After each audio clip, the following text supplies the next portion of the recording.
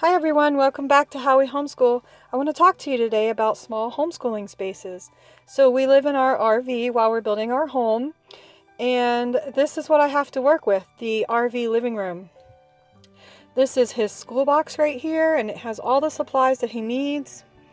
This is the space we have. This is a fold-out futon couch, and these are his works that he'll be doing today on our bench in front of the couch. That bench does open up and it has a few other books in there for reading and a couple things I have stored in there for later. But this is it. This is what we do. We do everything here in this one little spot. So you don't need your own room or any large spaces. So here's an example of what we do. We're reading right now. And I love this because it's not your typical school environment. It's not harsh, it's not cold. We can pull that blanket down over us. We can lay down on these pillows if we want. We just get to enjoy reading what it is that we're reading and stop and talk to each other about it. Just take our time. Here's an example of him doing a lesson and writing. Sometimes he'll sit on the floor and he won't be hunched over like that, and sometimes he just prefers to sit like that. But he's writing in his Explode the Code book. We also have a couple little lap tables over on the side that we can sit normally, and then we put the little lap table on our lap and put our books on it, and we can write, draw, color, however it is we want. Here he is working on his reading eggs lesson. So he'll do a chapter of reading eggs and a chapter of math seeds. Today, Reading Eggs is working on the Ig family, and these are some cards I had made up for him a while ago, so I pulled out the Ig family so he could just review through that real quick.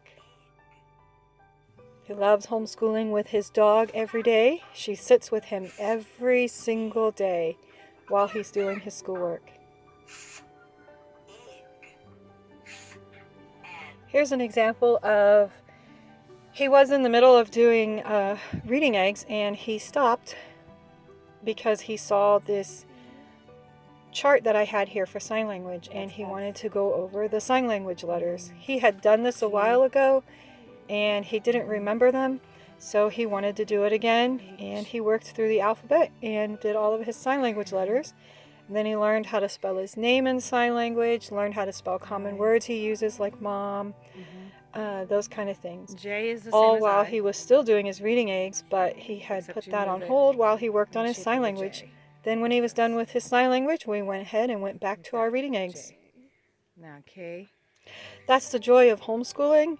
You do what comes natural to your child in that moment. So Like this. we don't pre-schedule things. I just have things scheduled that I know that he needs to accomplish for the year, like learning how to read or learning sign language, something like that. And we just work towards that goal until the end. So he was working on his math seeds, and earlier in the morning we go for walks with our dog, and he found a friend for the day. So that's his friend doing his schoolwork with him. So I hope you've enjoyed this look at our small homeschooling space.